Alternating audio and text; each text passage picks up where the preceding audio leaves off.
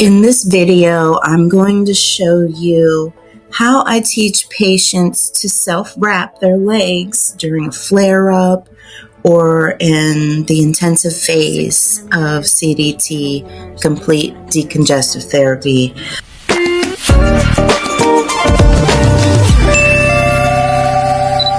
So before we get into the wrapping, I'm going to talk to you a little bit about skincare and why that's important before you start wrapping. So you want to make sure that your skin is clean, soap and water preferably, so you can get all of the skin flakes off. And when your skin is dry and you wrap it, it's just going to make you more itchy. So prior to this, I made sure that my skin was clean and has a good moisturizer. So the first thing we do is put on a liner.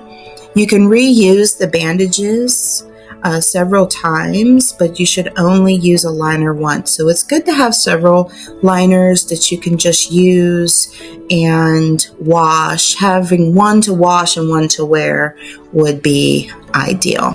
So for your padding, you can either use a cotton bandage or you can use a foam liner.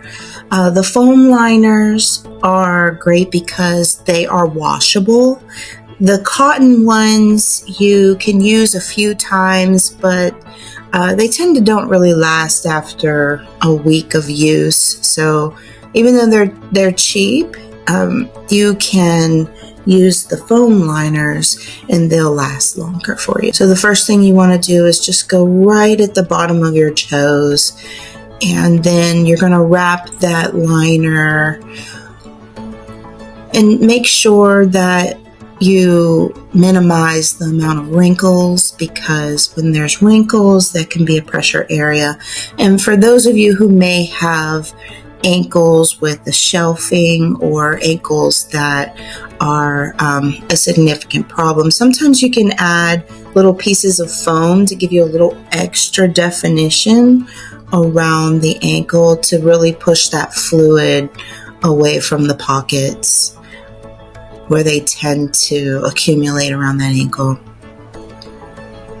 I like to go 2, sometimes 3 times around the ankle because of the bony prominences, and it can get a little uncomfortable and the Achilles tendon. So that's why I wrap that a couple times around there.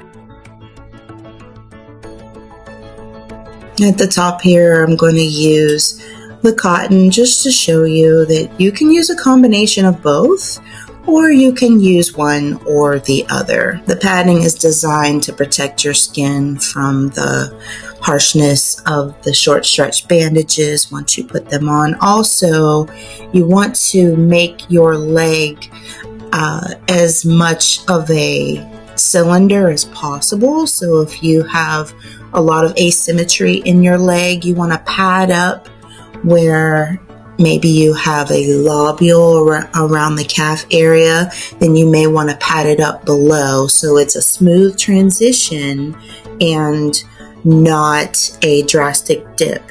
Any dips in the leg can make the bandages fall down faster.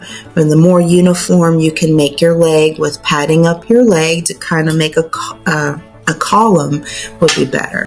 So now we're going to start with the short stretch bandage. This is the 6 centimeter one. The first thing I do is I wrap it around 4 times. The technique I use is I tend to roll the bandage on the bottom, pull on the side, roll on the top, pull on the side. So you're either doing a upward pull or a downward pull. Layering of the bandages helps to keep more pressure towards the bottom part of the leg and less pressure as you go up.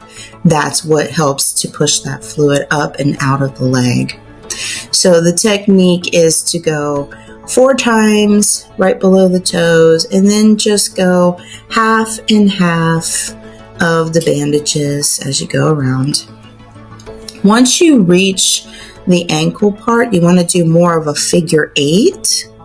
So you'll go around the ankle and then kind of crisscross on the top part of the foot, as you'll see here. So we'll go around and then we'll angle down and then kind of crisscross over that, as you can see. I do that twice usually. When you crisscross down, fill in any gaps.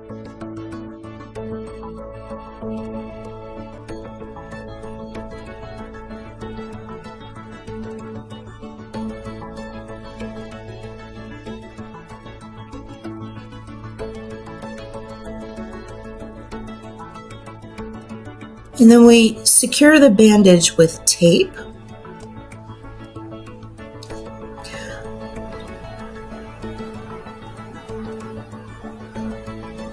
Here's a piece of tape to just secure it.